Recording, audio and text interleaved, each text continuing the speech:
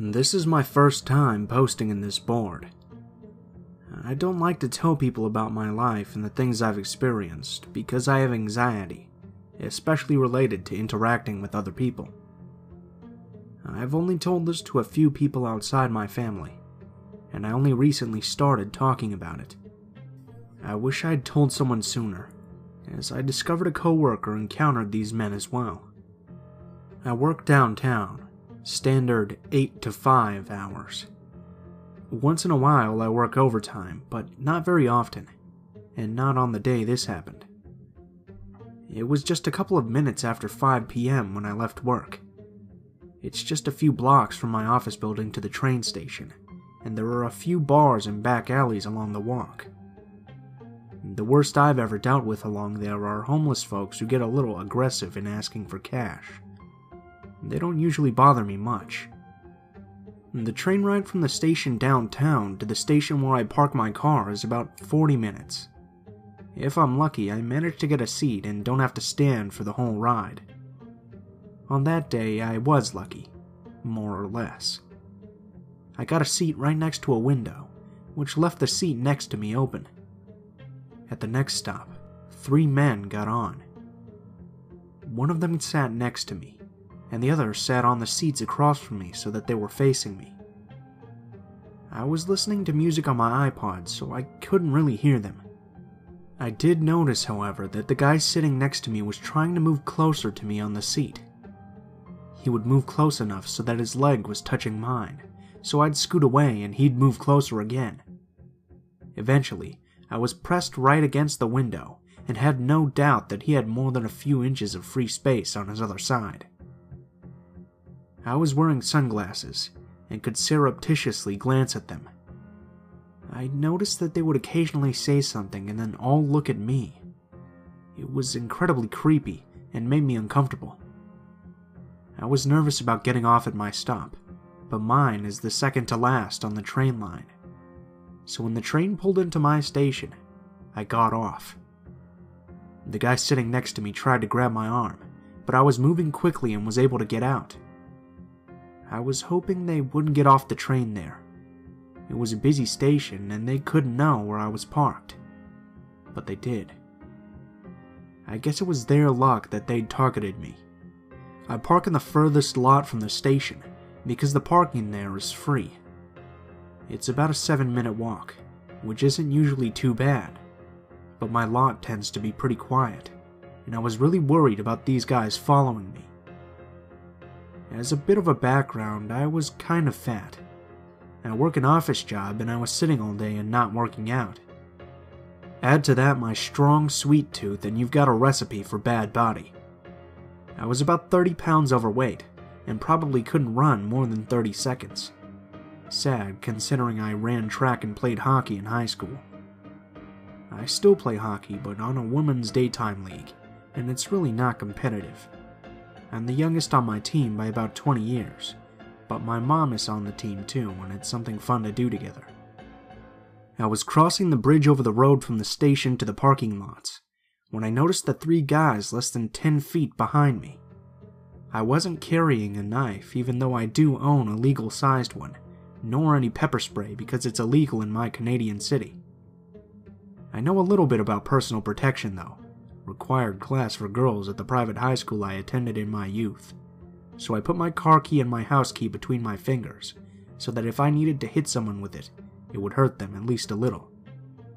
The guys followed me across the main lot. They didn't hide the fact that they were there, and the more nervous I was, the louder they laughed. I managed to get across the road between the lots before they got to the road. They had to wait for a couple of cars to pass before they could cross. I was almost halfway across the lot when they finally crossed the road. I started to run, and I could hear their feet pounding the pavement behind me. I used my clicker to unlock my car when I got close, and I wrenched the door open, so glad there was no one parked next to me. I had barely closed it and slammed the lock when the guys reached my car. They were banging on my windows and yelling, jeering at me. I had never been so afraid in my life. I was worried that they'd break the windows somehow and get in, There was a guy at the back banging on the back of my hatchback, so I couldn't reverse out of my spot without running him over. I think I should have, but I was afraid and wasn't thinking. I was screaming as loud as I could, but no one was around to hear me. I didn't know what they wanted, but I knew it wasn't anything good. I wished I had the screamer my mom had given me for protection, but it needed a new battery, so I hadn't brought it with me. That thought, though, the one about the screamer, made me realize I had something even better. When you're being assaulted, you're not supposed to scream for help. Everybody's too afraid to help. You scream fire because everyone wants to watch the blaze. So I turned on my car alarm. It was incredibly loud in my car, so loud that I thought I might go deaf, but it had the reaction I wanted. The guy started backing off, and I saw people walking into the lot looking in the direction of my car. People could see what was going on, and the guys took off back towards the train station. I drove home crying. The next night I started working out, and I've worked out almost every day since. If those cars hadn't been in the road at the time, and if I'd run just a little slower, if I'd been too slow clicking the lock, it all could have ended much differently. I've lost 20 pounds since then, and have gained a lot of muscle. I quit my job. I've had anxiety issues for years, and this encounter made it so much worse. I never want to feel that powerless again.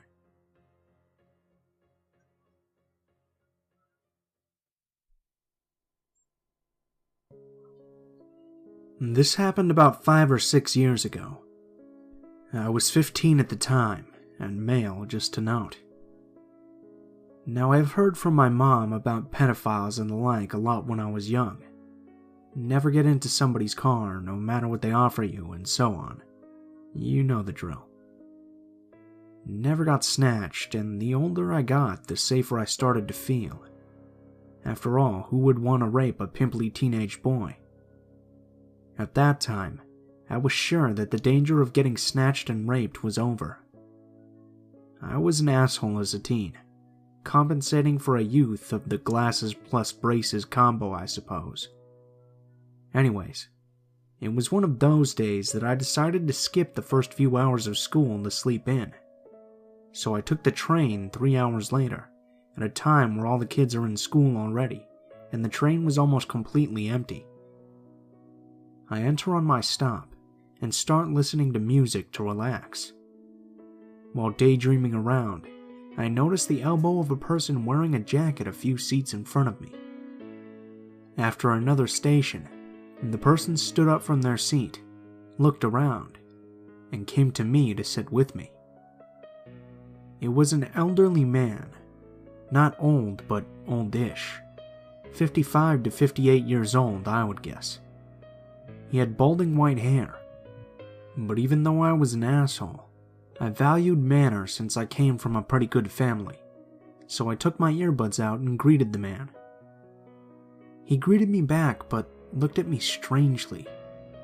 Nobody had ever looked at me like that before, and later on in my life, I realized that it was a look of lust.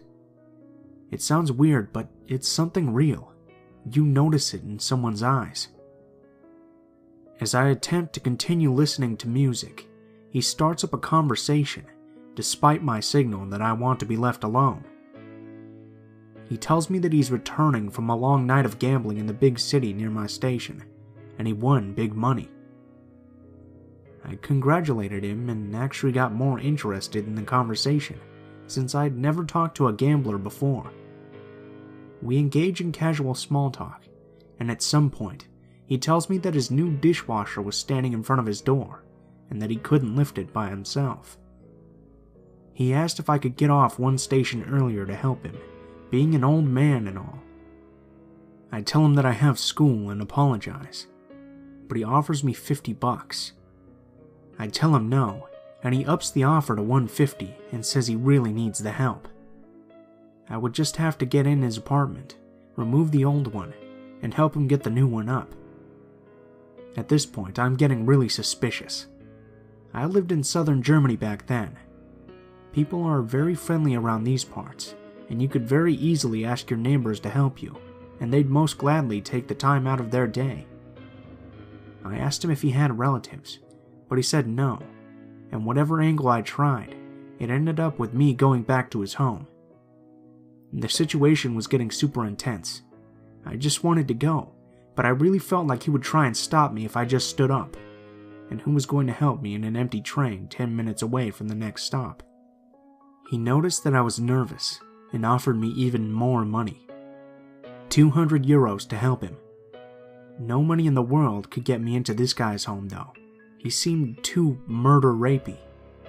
So I figured out the perfect plan. He wouldn't engage me when I was on the phone, so while my music was still playing, I pretended like I was just moving my hand in my jacket.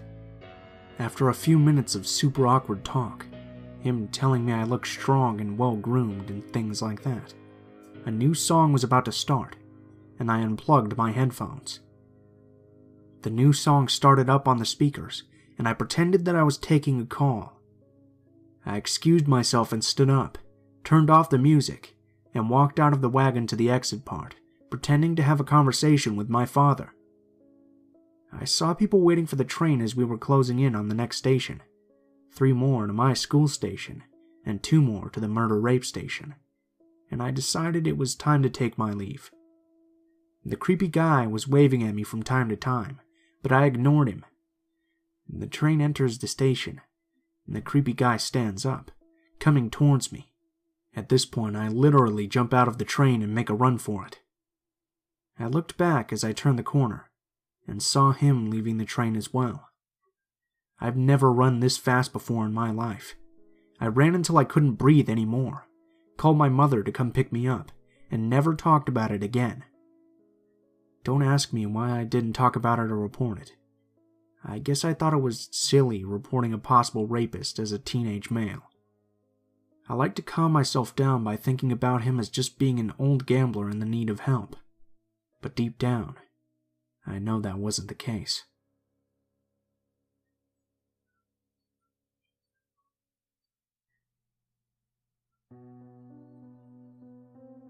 I'm a 17-year-old female living in the UK. At the time of this encounter, I was 12 years old. I was living in the south of England at the time, and had recently changed schools.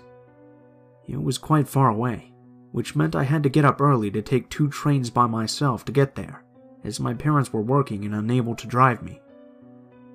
The commute took about an hour and a half either way. I spent an hour and 15 minutes on one train, and got off at the second to last stop to change trains. The second train was just a 15-minute journey, and was always crowded, as there were a lot of other school kids on it. No one else lived where I did, so there were no other school kids with me on that first train. I quickly got used to the journey by myself. The way there was always fine, as I got on at the same time as all the people traveling to work, so I felt safe with all these professional adults around me. The journey back was a bit quieter, but also fine at first. It then became less pleasant. I started to keep seeing the same man on my journey back, and he always seemed to be staring at me. He looked to be in his late 40s, casually dressed, if somewhat scruffy looking, and he was a bit chubby. Now, the majority of people on the train would go on their phones or read a book or the newspaper, or even just look out the window if they had nothing better to do. But this man would just sit, hands folded in his lap, and stare at me. Every time I caught his eye, I would look away, only to look back a few minutes later and catch him still staring. At first, it didn't seem so bad. It was just staring, but I started to feel more uncomfortable as time went on. It's like he was starting to gradually move, so he was sitting closer and closer to me, until one day he was only about 2 seats away from me. Although I felt uncomfortable, I still thought it may just be coincidental. After all, he always got off 2 stops before me. One day, however, I was getting on the train and had already sat down by the window, and noticed him getting onto the carriage next to the one I was in. However, As he was getting on, he turned, saw me, and did this weird, creepy grin. At this point, he quickly moved over and got into the carriage I was in, and promptly sat down opposite me. As the train made its way back, I got a phone call from my mom. I stupidly had the volume all the way up, so people nearby could clearly hear what she was saying. She told me that she was going to be late to meet me at the train station, which meant that I would have to wait for her by myself. The train station was always poorly lit and quiet, as it was the final stop on the line. Also, there were never many staff members about either, so I was already nervous about the idea of waiting there. However, what happened next made me feel worse. Once the phone call had finished and I put my phone away, the creep leaned forward slightly and gave me that same creepy grin as before resuming his usual position, hands folded in his lap with a creepy stare. I knew he had heard the conversation. The train continued its journey, and as it did, the carriage was getting emptier and emptier. We stopped at the third last stop, where the creep usually got up. I expected him to stand up and get off, but he didn't. The train started moving again, and inside I was panicking. The next station was 5 minutes away, and at this point there was only me, the creep, and one other person in the carriage, and the person was about to get off at the next stop. I started to feel really panicked. The train eventually stopped and the person got off, leaving me and the creep alone in the carriage. At this point, I didn't know what to do. There were still people on the platform, so the creep didn't do anything yet, but he started grinning at me, shifting slightly in his seat, leaning closer to me. At first I froze, but then I had an idea. Before the train left the station, I bolted through the still open carriage doors, sprinted down the platform and quickly got onto another carriage, ducking down slightly so the creep wouldn't see me. As I looked back, I saw he had also gotten off the train to follow me. Fortunately, he hadn't seen where I had gone, so he was just standing there looking confused and somewhat irritated. The train started to move again, so I felt comfortable enough to sit up and relax. The man caught sight of me as the train moved past, and his expression terrified me. He had a look of pure, unadulterated rage on his face, and his hands were clenched into fists. He stood there watching me as the train passed by. Fortunately, my mom had actually managed to get to the station in time, so she was there to meet me off the train at my stop. I never told her what had been going on right away, as I was worried that I would get in trouble for some reason. It was on a Friday too, so I had the whole weekend before I had to make the journey again. But by Monday, after freaking out and locking myself in the bathroom for half an hour so I wouldn't have to go to school, I finally told her what had happened. The following week, she would meet me after school to get the train with me and see if I could spot the guy so we could get a good description of him to report to the police. I never saw him again though. In the end, we ended up moving to another part of the UK a few weeks after that, and I finished up school early, so I never had to make that journey again.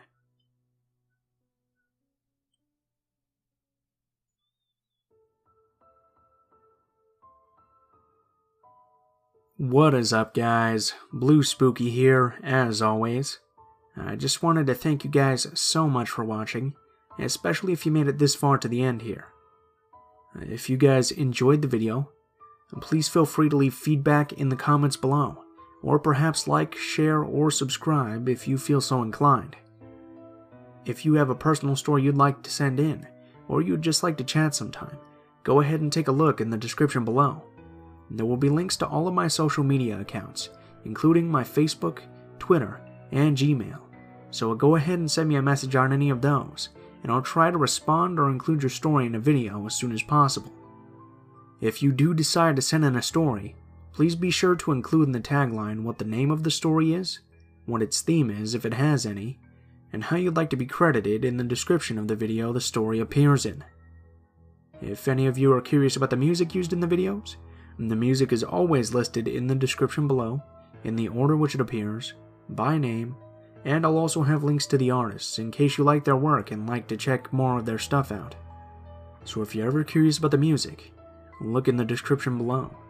Last but not least, if you guys have any constructive criticism, please feel free to leave it in the comments below, as I'm always looking for new ways to improve the channel. Thank you guys so much for watching, and I hope you guys have a wonderful day.